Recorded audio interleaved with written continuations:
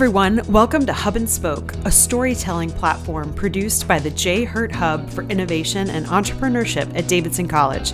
I'm your host, Liz Smith Brigham, Davidson class of 2004 and director at the Hurt Hub at Davidson. Every other week, we'll feature Davidson alumni and other members of our community who've started their own businesses, who are investing in innovation, and who are at the leading edge of solving the world's most pressing challenges. Through these conversations, we hope to inspire and connect the next generation of innovators and entrepreneurs leading lives of leadership and service.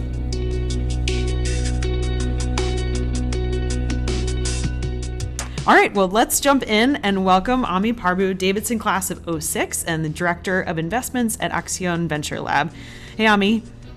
Hi, Liz. Thanks so much for having me. Yeah, absolutely. Well, before we get started and jumping into some of our questions, I want to set the stage a little bit with your background.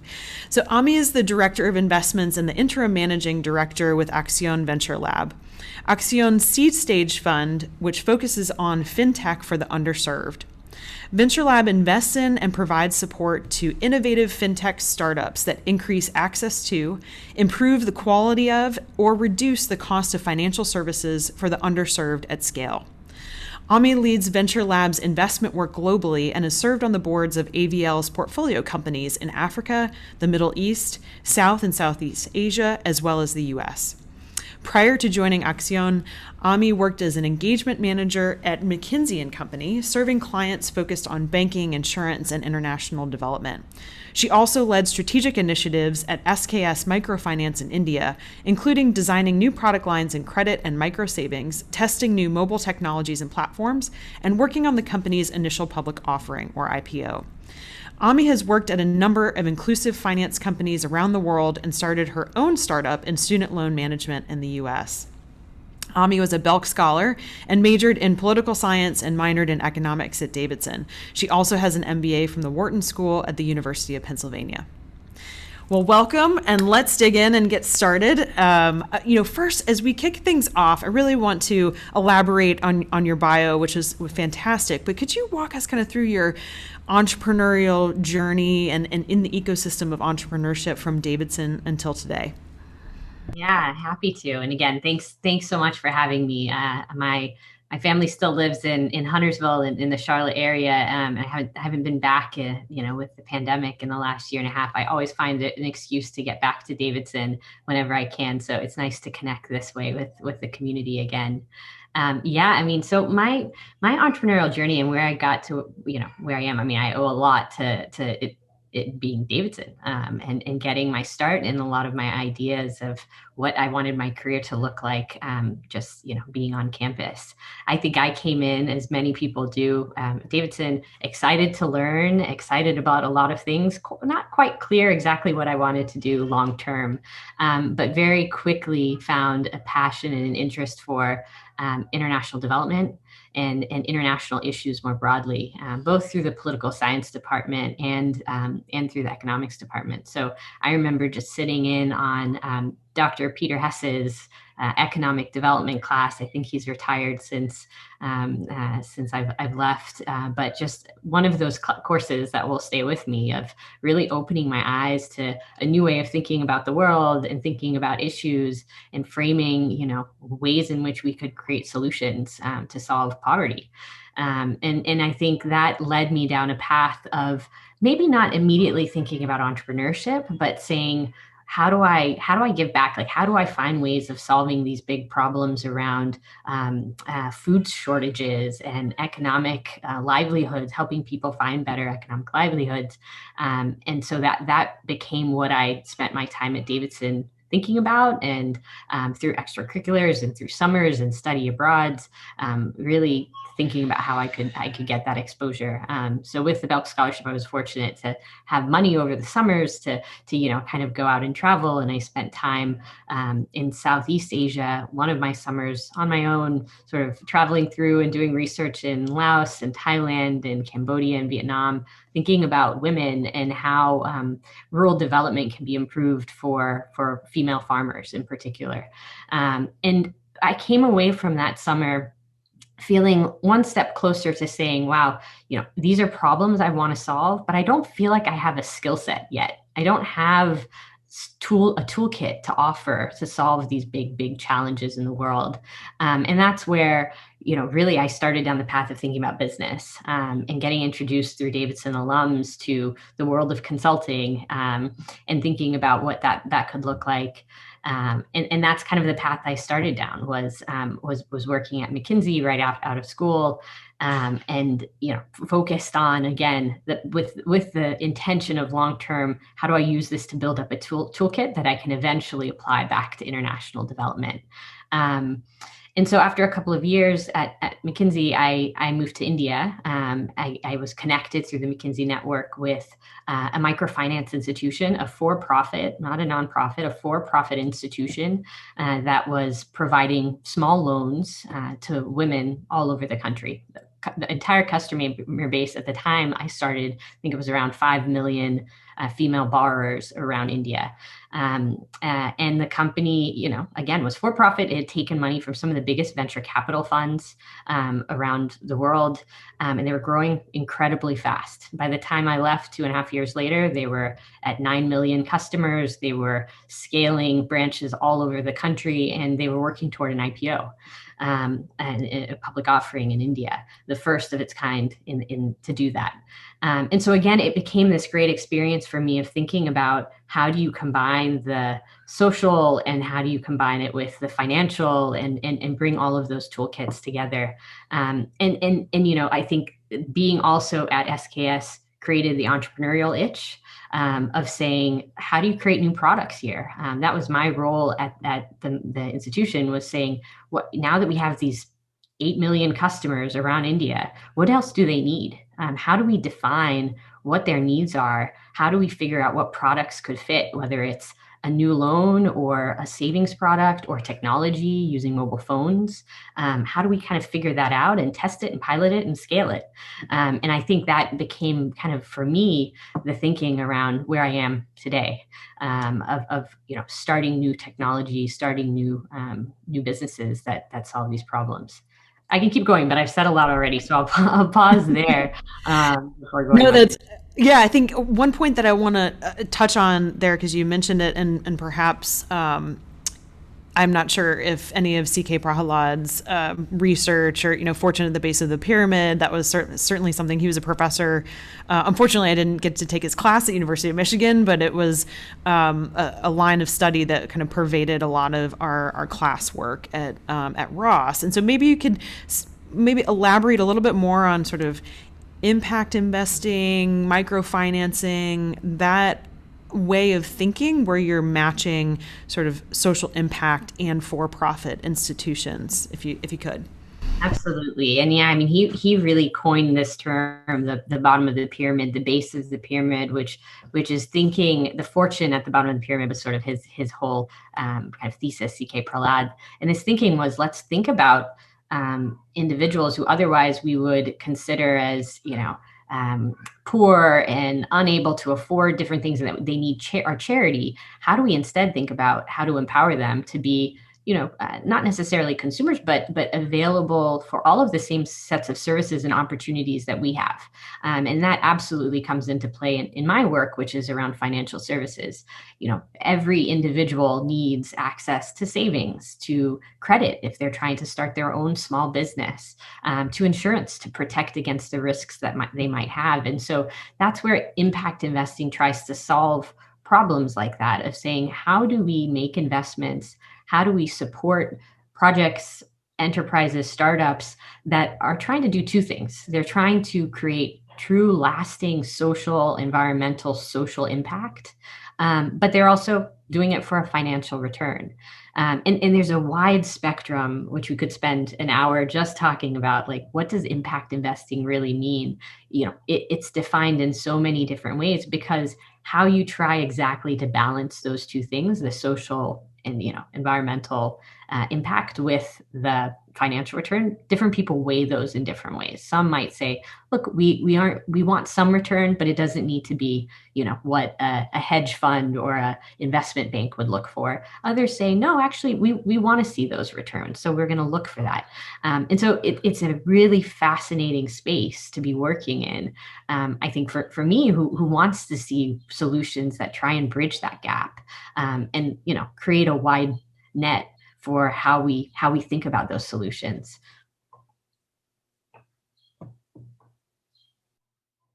Oh, Liz, I think your mic is. Oh, sorry about that. Can you hear me now? Yeah. Great. I guess that's the world we live in, right? You have to, you're muted or unmuted. I feel like that's the meme of the last year or so. But anyway, I was wondering if you could speak a little bit to your own entrepreneurial journey, because you did start your own company. What were some of the decisions or the impetus for starting that? And then how did it go? Where did you find yourself, and where did you go from there?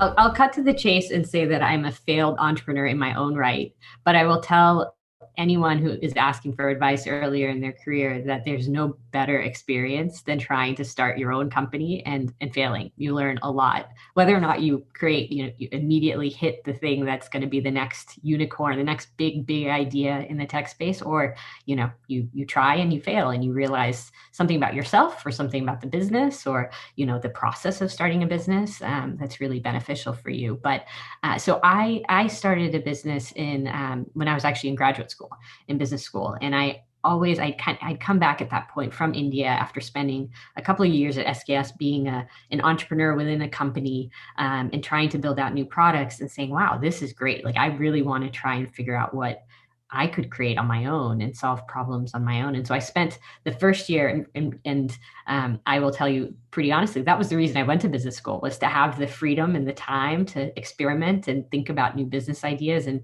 create a network of other people who might be interested in starting a business. That was my whole reason of going to school, and spent the first year kind of trying to figure out what that right problem was. And maybe it was because by the second year, a lot of my classmates were starting to realize, oh, wait, we have a lot of student debt now. We're about to graduate. How do I think about, some folks with $100K in debt from just graduate school and then additional in undergrad? How do we think about this? How do I budget for this? How do I figure out which loans to pay off before others? And so a classmate of mine and I, we tried to figure out what's a solution. How could we actually provide something to colleges, whether they're universities like Davidson or community colleges or for-profit schools, a whole number of schools. How do we provide them with the tools to provide their students to manage that debt better, and then create a way to engage with their students as alums after they graduate? So it was a fantastic process of developing a minimum viable product, and doing customer testing and developing an algorithm and talking to lots of different colleges and schools and understanding what their needs were, and building something. I think by the time we sort of sat down and said, okay, what does this look like in the long term? What do sales cycles look like?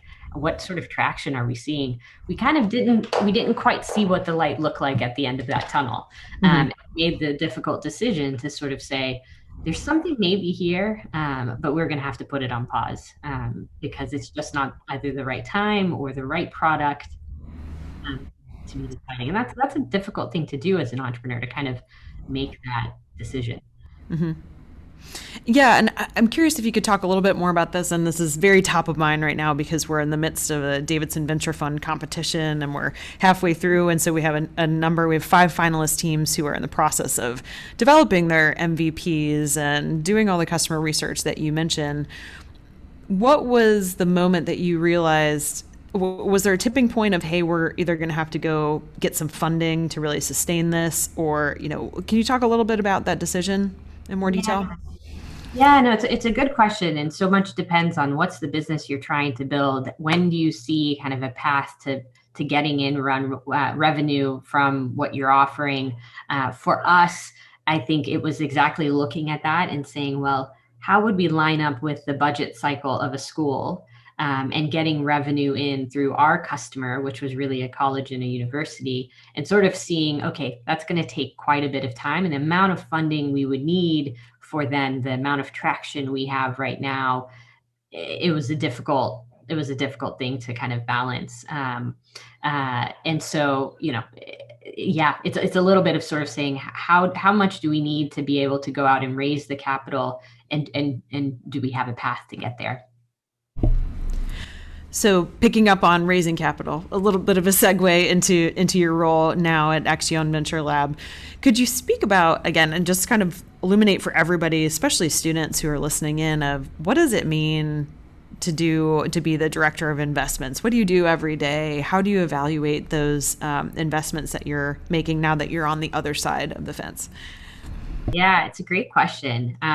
So we are a seed stage fund. We invest in fintech companies, as you mentioned, that are focused on this consumers and small businesses that don't have access to the services that we all do. And we've reached these companies around the world. So I have a team of investment officers based all over the world, someone in Bombay, in Manila, in Lagos, someone who looks over our work in Latin America, and then also someone in the US. And they are just going out and sourcing deals, meeting with entrepreneurs, listening to pitches, diligencing pitches. My role is a couple of things. It's one, supporting all of that work that's happening around the world, and providing like that lens of what's exciting. How do we think about this from both the criteria we look at for a truly impact-driven business? Who's the customer they're reaching? Is the product good in our minds for a customer? Is the pricing fair? All of those things on an impact lens, as well as the business lens of saying, do we feel like there's a path to scale here? What does the unit economics of a business look like? All of these set of questions. And I'm helping our team kind of think about all of that, and make sure we're investing at the end of the day through our process in quality, impactful businesses.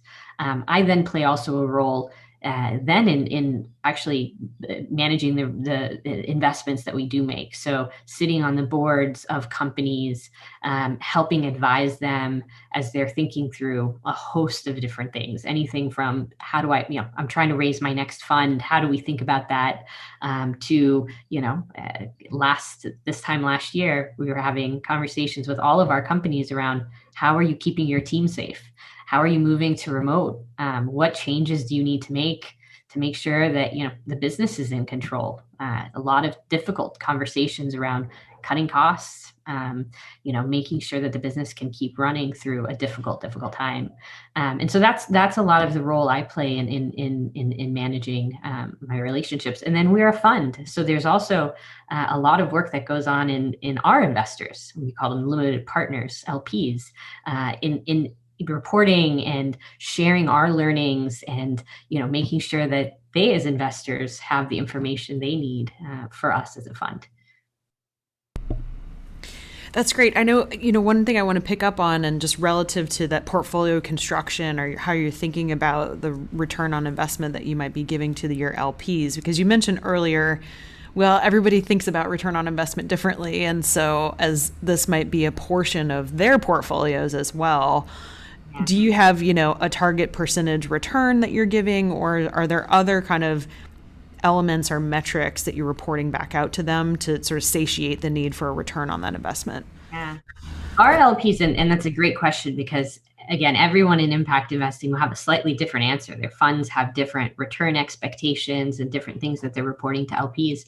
For us, our LPs said, look, we're looking for a financial return, as we would with any, so this isn't a subsidized, we expect to see strong financial returns from what you're doing, but we also want to see the impact metrics. So we want to hear about the customers you're reaching, the additional savings or insurance access and improvements to livelihoods that you're getting out of the investments that you're making. And so we kind of have the challenging job of proving out both and reporting on both and telling those stories, which I think is difficult, but it's hugely important. And part of this, what all of us in impact investing are trying to do is showcase that these models can succeed. Well, it's fascinating. And for many of you all, I've mentioned this before, but I just came from Morningstar before I came back to Davidson, and a big focus was on ESG and environmental, social, and or societal and governance kind of metrics. And finding that data and tracking that data seems to be very elusive in some fronts. So, can you talk about even how are you working with your portfolio companies to be able to track some of the metrics and especially the impact metrics that your investors expect? Yeah, it's a great question. And, we also want to make sure that we are creating impact metrics that are meaningful. It's one thing to create a set of aggregate metrics that you say, hey, across all 52 of our companies that are in our portfolio today, we want to report on three things, regardless of what your business model is. That's a really difficult thing to do. And I don't know if it's actually meaningful for each individual portfolio company. And so what we try to do is quite the opposite. When we invest, we create an impact thesis for a company.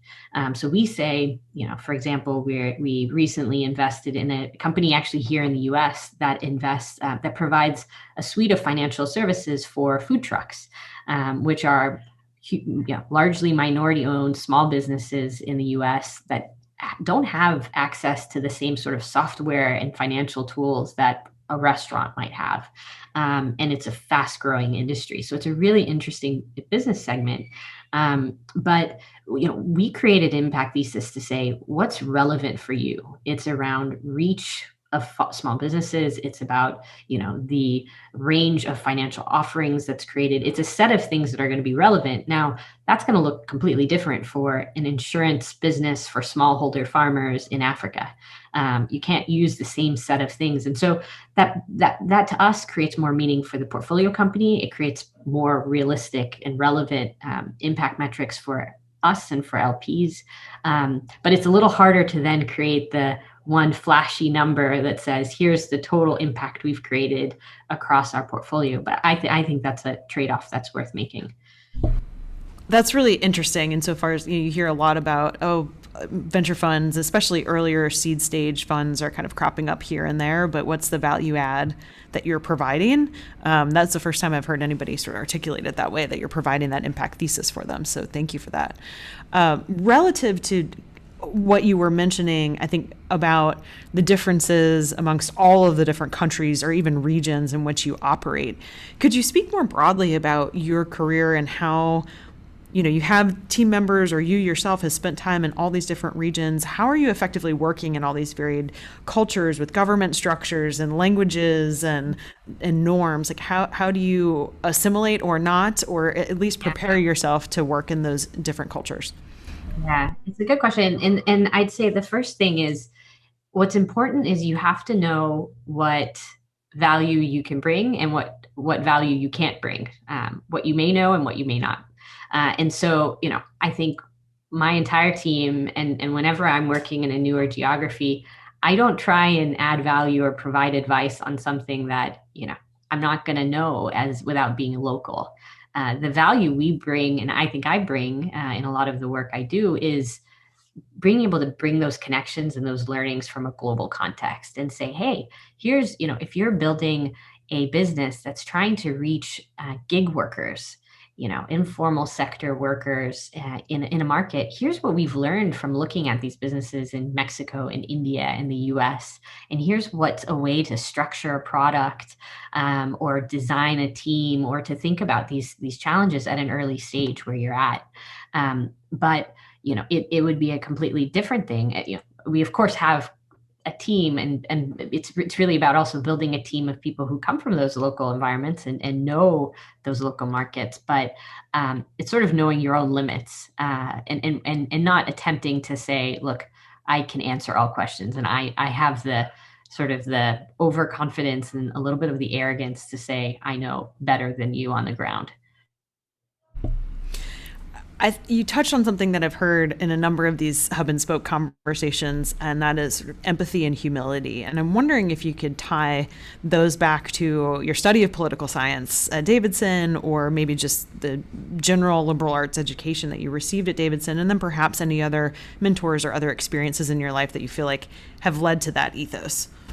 Yeah, no, it's definitely something we talk about as a key value and I think of as like a key value for what I do is, especially working with early stage founders the way we do, investing as early as we do, you have to have empathy for what they're doing. I mean, there's no greater risk than someone's taking, putting their entire life on the line to start a business. And, we have the privilege, I have the privilege of getting to work with them and support them and help them be successful.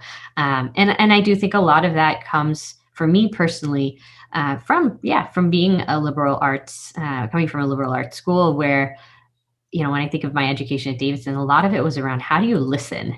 How do you really properly understand something that you may not be a deep expert in? Like I had the ability to take classes in, gosh, I think all of us did at Davidson, in religion, in history, in things that, I wasn't going super deep on, but I was able to kind of listen to people who, had studied this and think about the connections with other areas of what I was excited about and learned from. And I think that's a lot of what you do as an investor is you're listening and you're pulling connections from places that you don't expect. You're bringing that empathy and that humility, but you're trying to draw lines in a way that could be really helpful for someone, on the ground. That's great. Thank you. I just want to remind everybody we're coming up to half past the hour. So please do put your questions in the chat because we'll switch to those in a moment.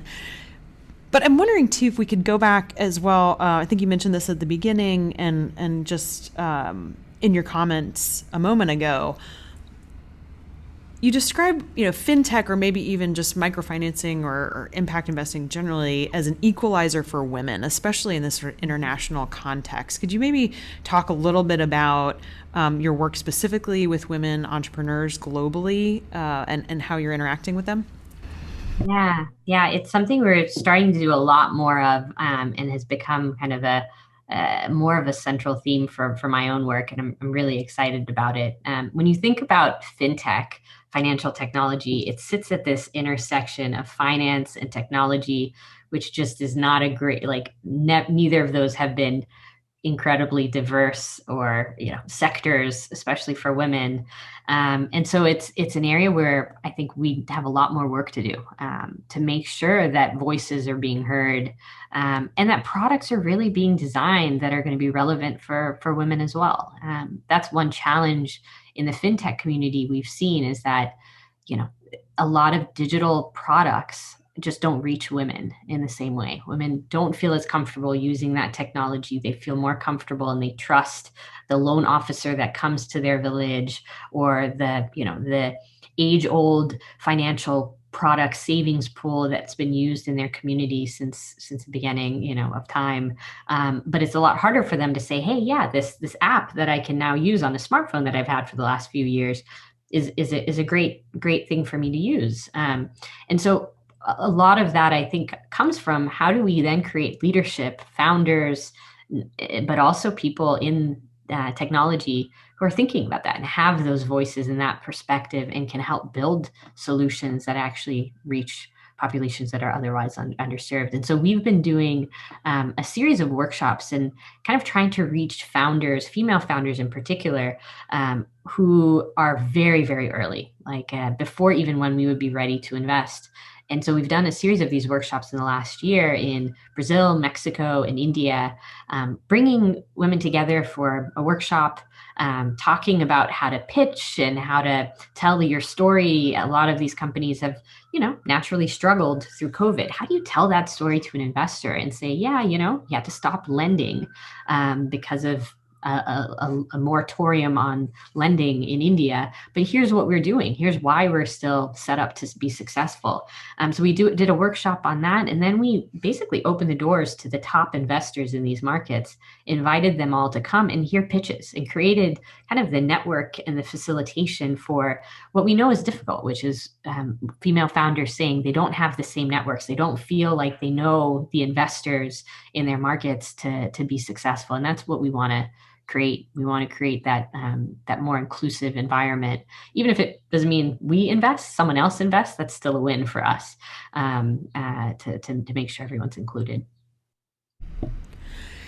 That's a great point, and you've gotten me thinking now just at the Hurt Hub at Davidson too. What else can we be doing? Because the reports came out. I believe it was from PitchBook at the beginning of March, looking at least in the U.S. Women only captured 2.1%, I think it was, of venture capital funding across the board in 2020. And so that is a real spark and fire for us here as we focus on a value of inclusion and integrity and freedom. How do we really open up access and exposure to whether it's investors and capital, or to your point, pitching and other educational resources for women, for people of color, for other underrepresented founders? That's great. I'm so glad to hear you all are doing that. Yeah. Well, we did have a question that came in from Mike Kelly, someone in our audience. So he was mentioning, I'm currently working on a stock market trading platform project with Davidson College students through the Gig Hub, which we had spoken about. The Gig Hub, for those of you who are not familiar with it, is a program, very successful program that we run here at the Hurt Hub to give students opportunities and sort of micro internships to work with either our coworkers or here in the Hurt Hub or other small businesses in our community. And so his question is, do you have any suggestions of how he might market the platform to underserved, college students, graduates, et cetera? That's a great question. Well, without knowing all the details of what you're building, very exciting that you're thinking about a solution and building it. I think what we're seeing across fintech more generally is thinking creatively about the partnerships that you could build to reach these students. So obviously you could go direct to customers, but you're facing pretty high acquisition costs trying to reach those individuals one-on-one. And so I would say it's really thinking about what are those sort of aggregated points that you could reach out to reach those students.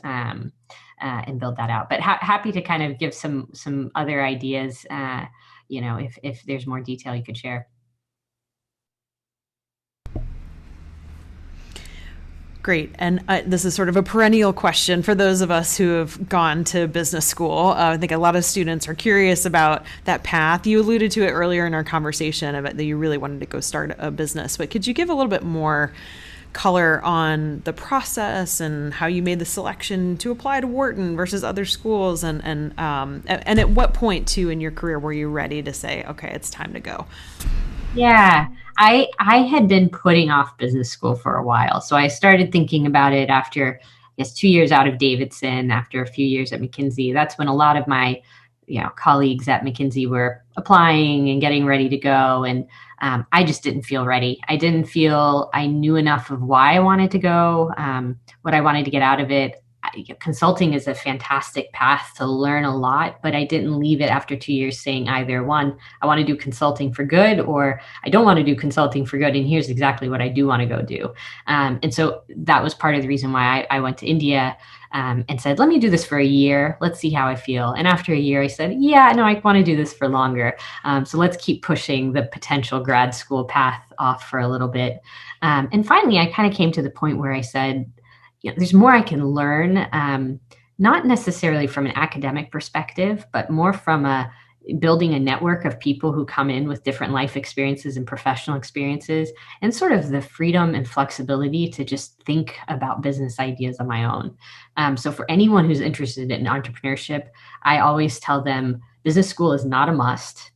It's definitely not something you feel like you should feel like you need to do. But if you do it, then start from day one, thinking about ideas, building a network of potential co-founders, latching on and helping someone who's starting a business on their ideas, because it's such great experience at very low cost in the sense of, doing it part-time on top of a full-time job. You have more time to think about those things.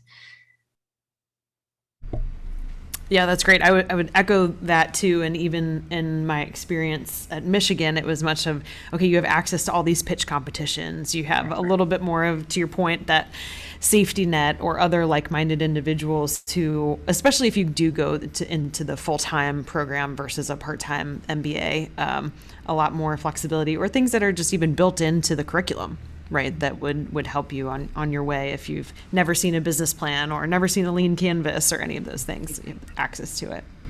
And to your question as well around why Wharton and how people should think about different schools, Yeah. I think there's a wealth of resources at any business school, but you should really think about like, what does this school offer that would be relevant or valuable for me long term? And so for me, I knew I wanted some sort of entrepreneurial community. I knew I was interested in financial services.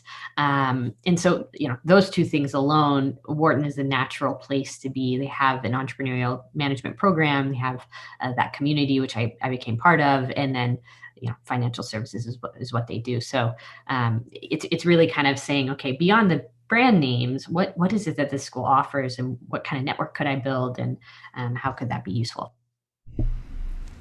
Yeah, that's great. I think that's important, and certainly important to articulate in your application, because it can be quite challenging or, strenuous to try to get in and compete with all these other great students. So one question as well that I get frequently in my office hours with students is, is there something that you wish you would have known while you were a student that could have helped you in this journey? Or, if you had your magic wand and you could wave it and go back and talk to your 18-year-old self, what advice would you give?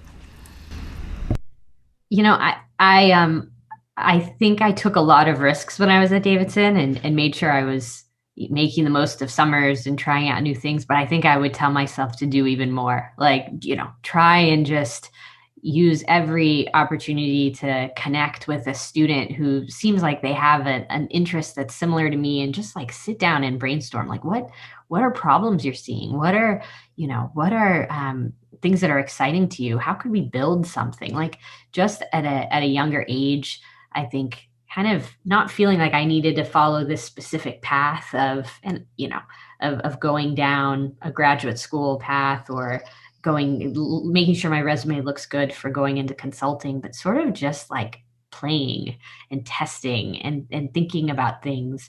It doesn't even need to be on the solution side. Like, whenever I talk to people who want to go into entrepreneurship, it's not even about like moving into how could I solve it? It's sort of actually spending majority of your time on what's a problem, what's a big problem out there in the world that I'm excited about.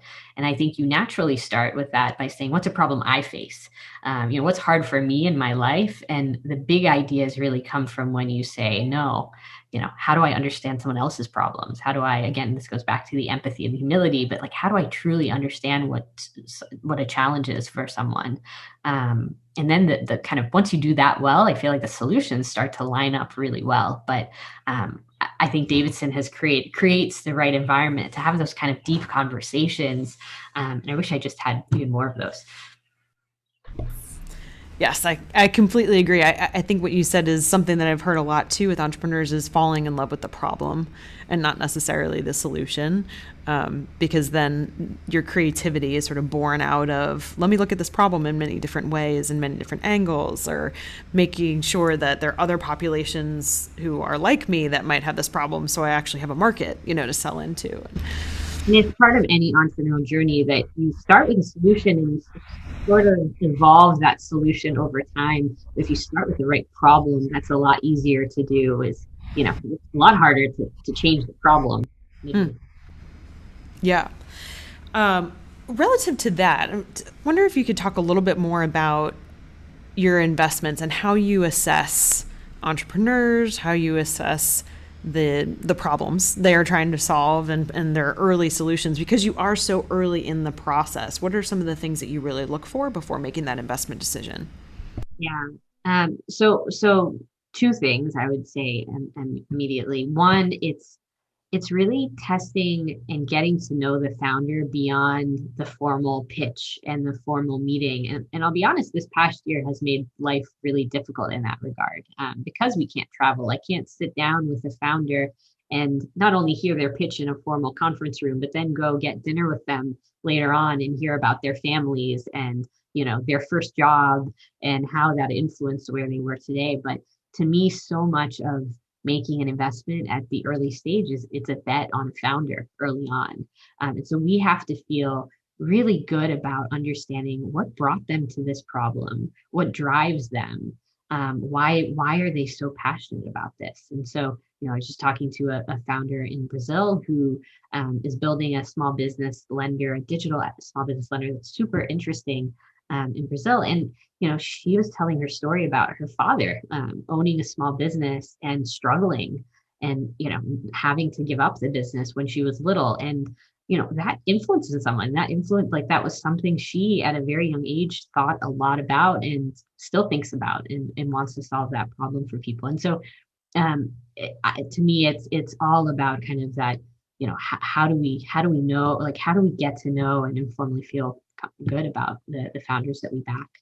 And then it's the deep understanding of a market, and understanding like the context in which they want to build something. We know because we've been investing, in India for many years. We know like what else exists in this environment, what challenges might exist to kind of scale something up, what competitors might be out there, and all of that is also kind of what we triangulate around to think about, making that investment. Relative to that and offering some of the advisory services that you have and thinking about sitting on these boards and whatnot, could you talk a little bit about how you advise your portfolio companies on when, where, how to continue to raise capital, when they need to do that? How should they think about that, and whether, you're introducing people or your companies into other type of investors or other funds? Just illuminate that process for us a little bit more. Yeah. The reality is we're thinking about that next fund from when we invest now. And a good entrepreneur is kind of mapping in their head from day one, even how they think, when they're raising a seed round, how they get to Series A, how they get to Series B, because that tells you, depending on what you need to raise in a Series A, it tells you how much you need now, how much runway you need to build out the business that you want to build, so that by the time you go out and raise a later round of funding, you have the right milestones that will make you an attractive investment for those investors. So we are spending time from day one saying, okay, walk us through, where are you now? What is it that you think you're raising for what? How long will that get you? What will be the growth that you think you're going to hit by then? We then do a lot of our own analysis to kind of haircut a bunch of things based on our experience on what we've seen work, and help them think about that. And then as soon as we invest, the first thing we do is we do something we call a 100-day plan. So we sit down with founders and we map out, what is it that you need to be successful in these next 3 months that keep you on the right path to hitting those goals. That could be anything from my hiring plan to my customer segmentation, how I think about my customer strategy, pricing, operations, really like the whole range of business model.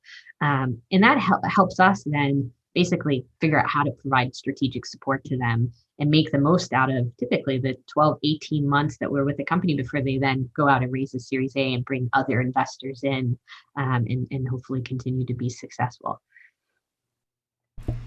Thank you. That's really helpful. I think, we get so many questions from students and from alumni around just venture capital and what it means in all these stages and how do I know I'm ready? So it's just helpful to have more stories from the field of how it actually happens. But I did get another question here from Catherine McKenzie, who's joining us today, and she's asking, how do you measure or think about impact? So maybe if you could elaborate on that a little bit more. Yeah.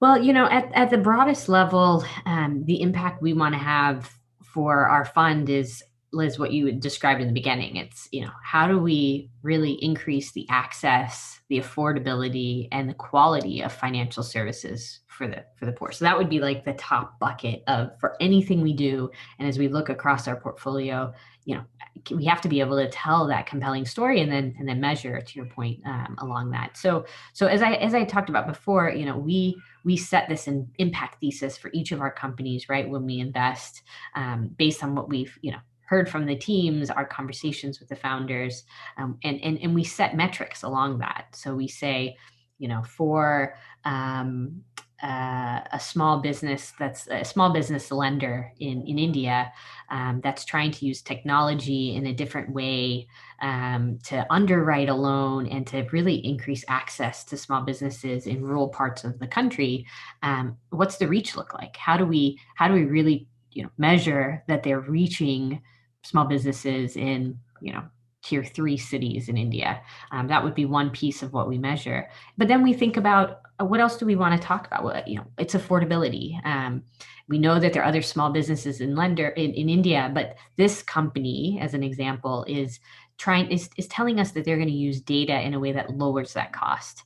They're going to make it more affordable for people because they don't need, a big team in some central office that's underwriting loans by hand. Instead, they're using data. Great, that's their thesis here. So let's track rates. Let's track how over time pricing actually affects for small businesses. So that would be something we track. And there could be other metrics as well. But just to give you an example, like those would be the kind of metrics on a specific company level we would track to then be able to say, okay, is this actually over time hitting the type of impact we want to see around affordability and accessibility?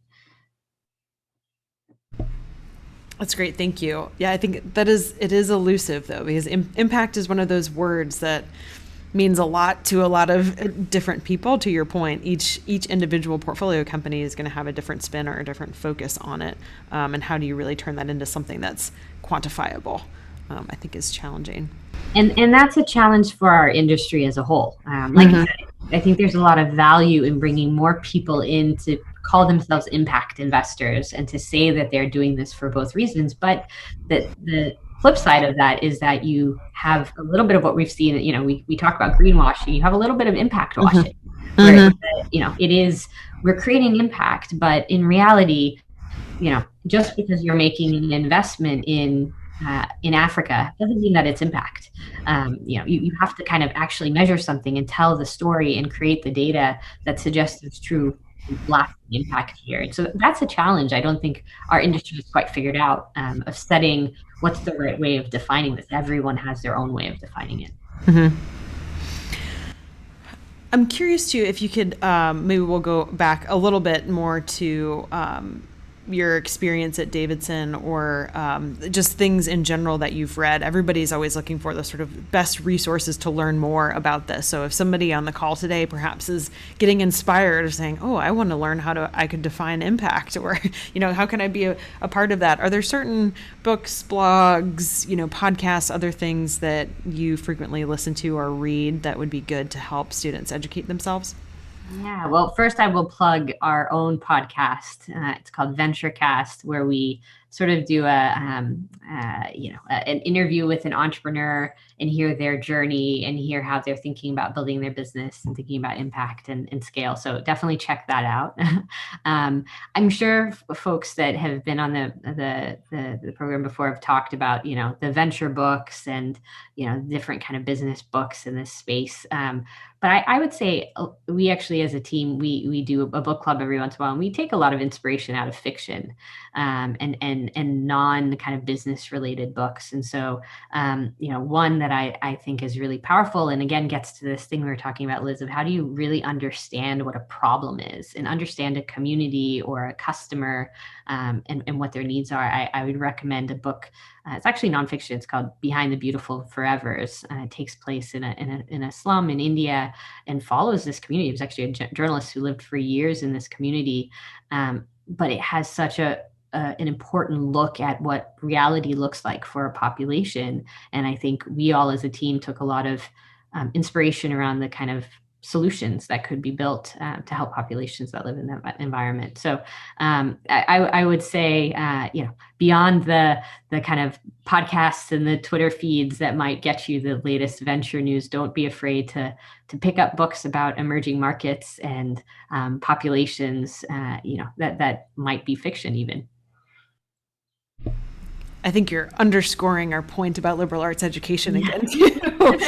Yes, where I was an English major, right? And frequently when I speak on, oh, your career journey, or even hearing from other entrepreneurs always say the value of studying all this fiction is understanding character development and the situations in which they find themselves and how they react, and then ultimately how you distill that into some sort of cogent argument that you wrote a paper for. But exactly.